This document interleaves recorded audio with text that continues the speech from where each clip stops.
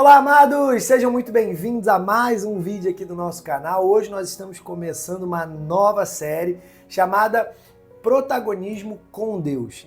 Então, hoje a gente vai começar a caminhar numa série nova para a gente entender como assumir o nosso protagonismo, os nossos papéis dentro dos planos de Deus. Amém?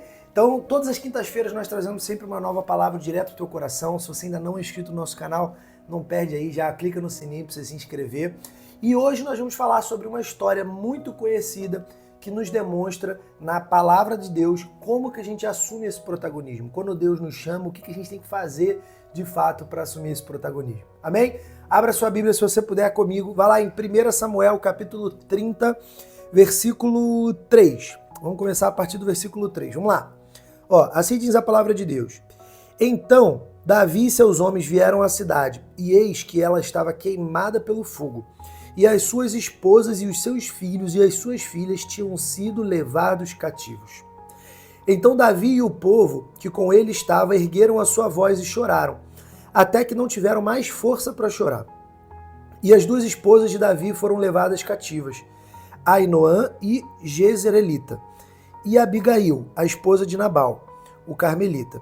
E Davi ficou muito angustiado, pois o povo falou em apedrejá-lo, porque a alma de todo o povo estava aflita, cada homem por causa dos seus filhos e suas filhas. Davi, porém, animou-se no Senhor, seu Deus.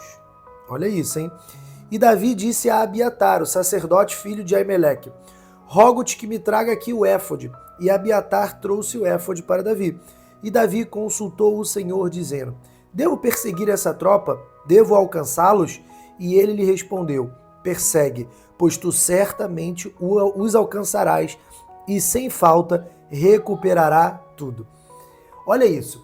Essa passagem nos mostra uma parte muito importante da vida de Davi, onde ele já havia sido ungido pelo profeta Samuel alguns anos antes. Ele estava no momento que ele estava sendo perseguido por Saul. Ele estava com os homens, ele tinha acabado de sair da caverna de Adulão, para quem conhece a história. E nesse momento, ele chega no acampamento que eles estavam e no acampamento ele percebe que eles foram atacados e que o inimigo pegou todo mundo, ou seja, levou os filhos, levou as esposas, levou todo mundo que estava ali no acampamento. Toda a família de Davi estava em perigo, estava sequestrada nesse momento. E aí, eu te faço uma pergunta. Como seria a tua reação se a tua família tivesse sido sequestrada? Se seu pai, se sua mãe, se seus filhos, se sua esposa, se seu marido, se a sua família não estivesse com você agora e estivesse sequestrado. Você estaria tranquilo, tranquila? Você conseguiria falar, vou orar para Deus me dar a direção do que eu tenho que fazer? Porque se você não conseguiria fazer isso, é porque muito provavelmente você ainda não está conseguindo assumir o protagonismo com Deus. Pelo contrário, você está querendo levar tudo na força do próprio braço. E por isso que esse assunto, desse tema que a gente está falando a partir de hoje nessa série, ele é muito intrigante, porque para a gente assumir o protagonismo de fato com Deus, só tem uma forma disso acontecer, entregar o controle e a total dependência para Ele. E é quando a gente entrega o controle da nossa vida para Ele que a gente realmente consegue assumir o nosso protagonismo. Porque o nosso protagonismo não é eu tô à frente, eu faço tudo, isso é meu, é tudo meu, eu. Quanto mais coisas você fala no seu dia a dia, eu sou isso, eu faço aquilo, mais você tá falando para você mesmo que na verdade Deus às vezes não tem espaço na tua vida. Deus às vezes não tem espaço na tua família, no teu trabalho, no teu ministério, na tua vida profissional. Então quando você entrega de fato isso tudo nas mãos de Deus e você assume o teu protagonismo, mas com Deus liderando a tua vida, sendo guiado pelo Espírito Santo de Deus, como a gente falou no último vídeo da última série de Gálatas 5, que nos ensina que nós precisamos andar pelo Espírito e não pela alma ou pela carne, a gente consegue assumir um protagonismo que mesmo em situações tão adversas como essa que Davi estava vivendo, a gente para tudo e fala, Deus, o que eu faço agora? E eu não sei se você conhece essa parte do Antigo Testamento, mas lá na época do Antigo Testamento existia uma coisa que os judeus chamavam de éfode. O que era o éfode? O éfode era basicamente era como se fosse uma placa de pedra que tinha algumas pedras ali de diferentes tonalidades, de diferentes tipos, e que era usada pelos sacerdotes para consultar a Deus. Então o sacerdote usava aquele éfode para consultar a Deus e ter respostas.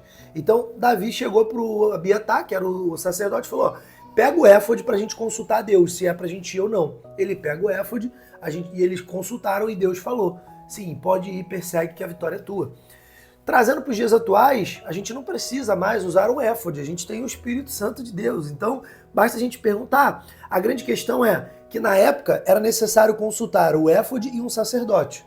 Hoje em dia, a gente pode simplesmente parar no nosso quarto, ajoelhar os nossos joelhos e orar: Senhor, o Senhor quer que eu faça isso?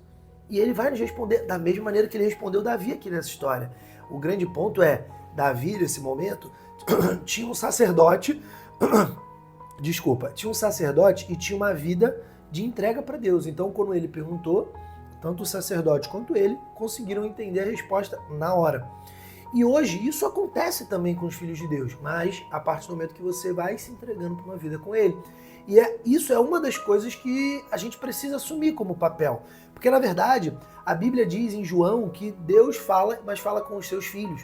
Então, se nós somos filhos de Deus, nós somos guiados pelo Espírito Santo de Deus e nós ouvimos Deus. Mas, se nós oramos e não ouvimos, primeiro, ou é porque nós ainda não assumimos o nosso protagonismo como filho, o nosso papel como filho, ou é porque Deus está falando e nós estamos ouvindo outras vozes. Nós estamos ouvindo as vozes da nossa carne, as vozes do mundo, as vozes talvez do diabo, e nós não estamos conseguindo calar as outras vozes para ouvir a voz de Deus e sermos guiados por Ele. Então, o primeiro papel que a gente precisa assumir de protagonismo na nossa vida com Deus é o papel de filho. A gente precisa assumir esse papel. Eu sou filho de Deus, eu sou co-herdeiro de Deus. Como Gálatas 4 nos ensina. Gálatas 4 fala assim, vamos ler essa passagem inclusive?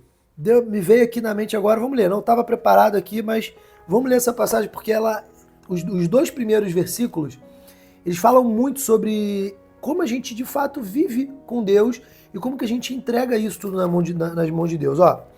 Gálatas 4, Gálatas 4, versículo 1, Agora digo que o herdeiro, enquanto criança, em nada difere do servo, ainda que seja senhor de tudo, mas está sob tutores e administradores até o tempo determinado por seu pai. Assim também nós, quando éramos crianças, estávamos escravizados pelos rudimentos do mundo, mas... quando veio a plenitude dos tempos, Deus enviou seu Filho, nascido de mulher, nascido sob a lei, para redimir os que estavam sob a lei, para que recebêssemos a adoção de filhos. Ou seja, a partir do momento que nós nos entregamos para Deus, nós somos filhos. Só que mesmo sendo filhos, não necessariamente nós já vamos viver toda a promessa e tudo que nós somos herdeiros. Por quê? Porque nós ainda não estamos prontos, porque nós ainda não temos maturidade para isso.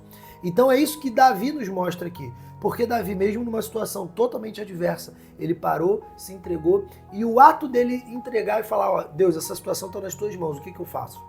A partir dali, que de fato ele foi, guerreou, recuperou a família dele, tirou ela da mão dos sequestradores e ele teve a sua família de volta, além de ter todo o seu povo do lado dele. E detalhe, nesse momento aqui a Bíblia acabou de falar, a gente leu, que as pessoas que a princípio estavam do lado dele queriam até apedrejá-lo.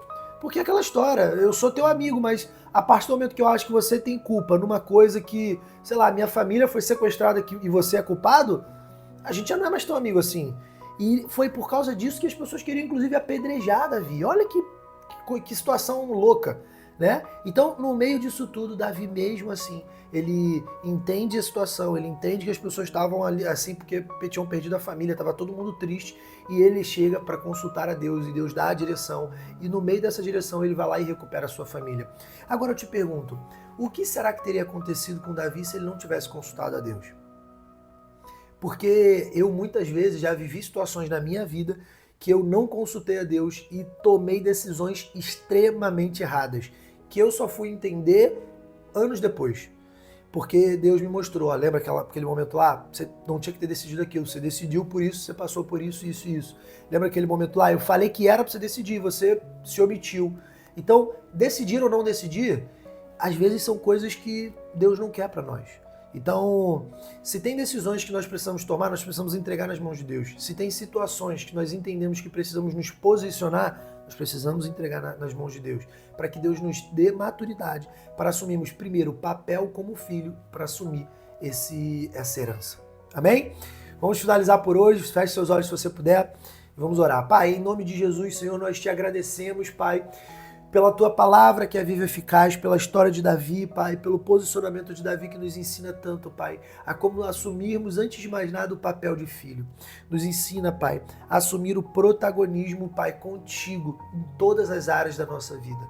Pai, na nossa área familiar, espiritual, profissional, ministerial, nos usa, Senhor, como teus instrumentos. Nos ensina, Pai, a assumirmos os papéis que o Senhor desenhou e planejou para as nossas vidas, que como Salmos 139 nos garante e nos ensina, o Senhor tem um plano perfeito para a nossa vida, Pai. Nós queremos acessá-lo. Em nome de Jesus, Pai. Amém. Amém, amados. Até semana que vem.